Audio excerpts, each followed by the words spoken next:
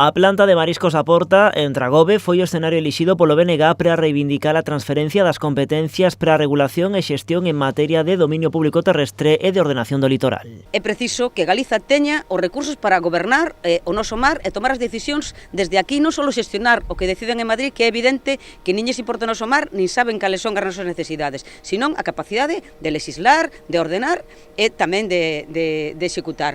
Entenden que só deste xeito se poderá adaptar a normativa ás necesidades e especificidades da costa galega. Reclaman unha transferencia ampla de xestión e ordenación.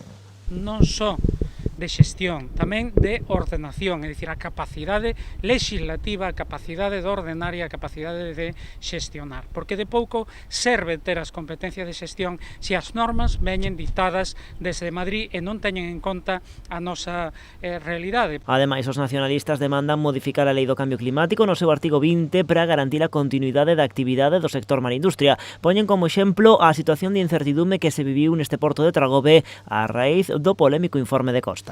Pon en cuestión que, rematado os períodos de concesión, poidan continuar aquí en este porto de Tragobe varias depuradoras ou edificios tremendamente importantes para a veciñanza de Cambados, como son a Plaza de Abastos, o Centro de Saúde ou a estación de autobuses, que di que, rematadas as concesións, teñen que salir da súa ubicación. E indican que continuarán traballando na rúa e tamén no Parlamento Galego no Congreso dos Deputados para defender un sector clave para o país que dá traballo a milleiros de persoas. Non nos damos por vencidos.